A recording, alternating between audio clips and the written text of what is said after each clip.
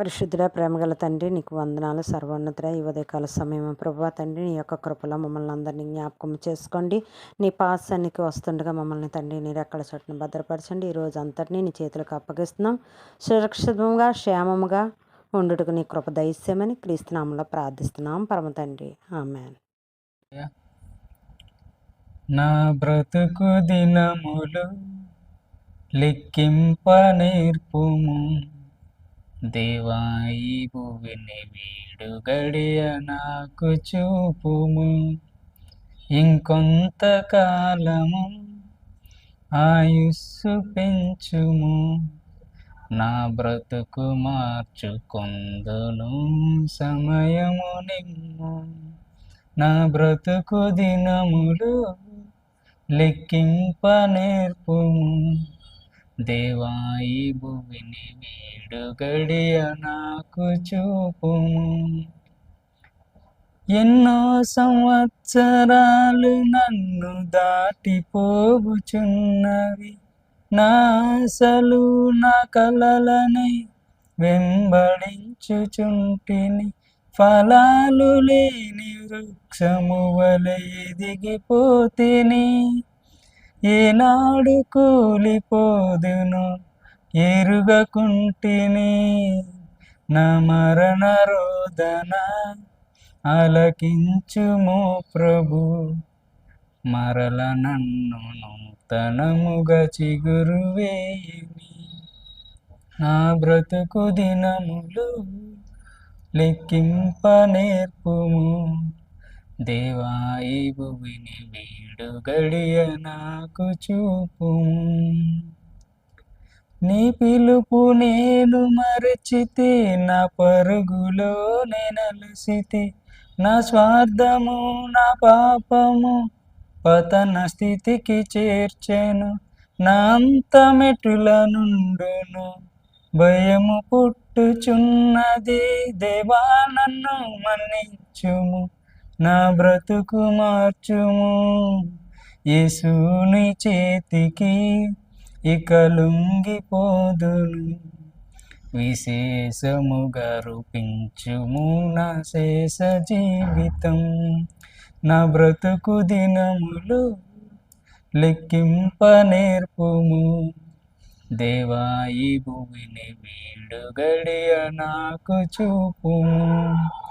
ఇంకొంతకాలము ఆయుస్సు పెంచుము, నా బ్రతుకు మార్చుకొందును సమయము నిమ్ము. హల్లెలూయా.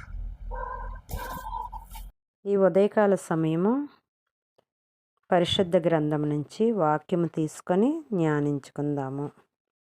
ఈరోజు బైబిల్లోని స్త్రీల యొక్క పాత్ర, స్త్రీల యొక్క ప్రాముఖ్యత గురించి వివరించుకుందాము. ఎస్తేర్ రాణి, రూతు, మరియా యేసు తల్లి, ఇలా పరిశుద్ధ గ్రంథంలో స్త్రీలు యొక్క ప్రాముఖ్యత గురించి వివరించుకుందాం. ముందుగా ఎస్తేర్ రాణి ధైర్యానికి నిదర్శనము.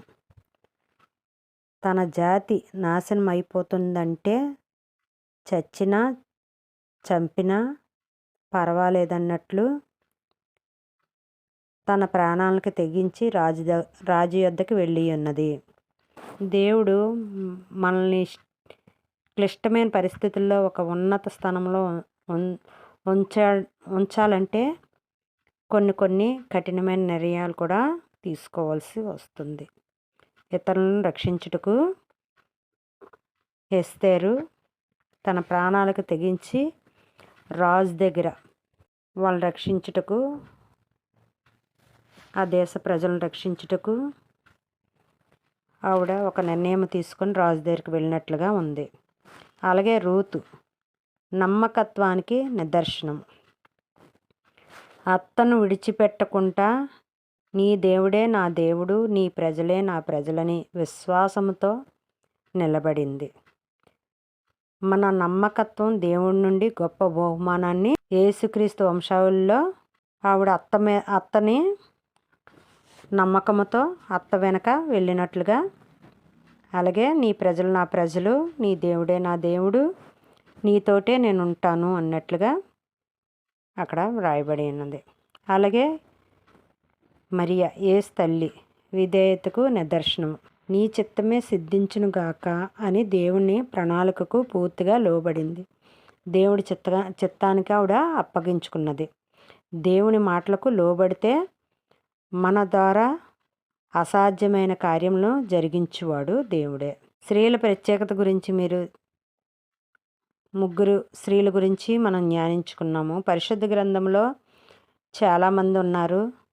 దిబోరా ఉన్నారు, అలాగే ఎస్తేరు, రూతు, మగ్దలేనే మరియా చాలామంది పరిశుద్ధ గ్రంథంలో ప్రత్యేకత కలిగి వాళ్ళు దేవుడిపై ఆనుకొని దేవుడికి మాటలకు లోబడి దేవుడికి భయపడి జీవించే విధంగా స్త్రీలు ఉన్నట్టుగా మనకు మనము కూడా అట్టి స్వభావం కలిగి జీవించేవారుగా ఉండాలి. దేవుడిపైన ఆధారపడి జీవించాలి. ఇక్కడ ఉన్న ప్రతి స్త్రీని మీరు ఎలాగైతే దేవుడు దీవించుకొని వచ్చి ఉన్నారో, ఈ వాక్యం విన్నవారు, ఈ ప్రసంగానికి లోబడిన వారు, ప్రసంగము అంశాన్ని మనస్ఫూర్తిగా స్వీకరించిన వారు దేవుడు దీవించాలని కోరుకుంటూ వారిని జ్ఞానవంతురాలైన స్త్రీలుగా మార్చండి అని దేవుని మనం ప్రార్థించుకుందాము. ప్రియమైన వారులారా, స్త్రీ అంటే కేవలం ఒక వ్యక్తి కాదు, ఆమె దేవుని ప్రేమకు ప్రతిరూపము. ఒక కుటుంబం బాగుండాలన్నా, ఒక సంఘం వర్ధిల్లాలన్నా స్త్రీల ప్రార్థన సహకారం ఎంతో అవసరం. కాబట్టి దేవుడు మీకు ఇచ్చిన ఈ ఉన్నతమైన పిలుపును గుర్తించి సేవలో వాడబడేవారుగా, ఆయన మార్గంలో సాగేవారుగా ఉందాము. ప్రార్థన చేసుకుందాము.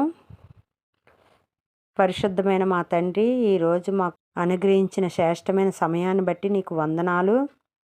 బైబిల్ గ్రంథం ద్వారా స్త్రీల యొక్క ఉన్నతమైన విలువలను, వారి విశిష్టతను మేము నేర్చుకుంటకు మీరు చూపిన కృపను బట్టి స్తోత్రములు. ప్రభువా, ఇక్కడ ఉన్న ప్రతి స్త్రీని మీరు దీవించండి. ఆదిలో మీరు స్త్రీని ఏ ఉద్దేశంతో సృష్టించారో ఆ ఉద్దేశం వారిని జీవితాల్లో నెరవేరబడునుగాక.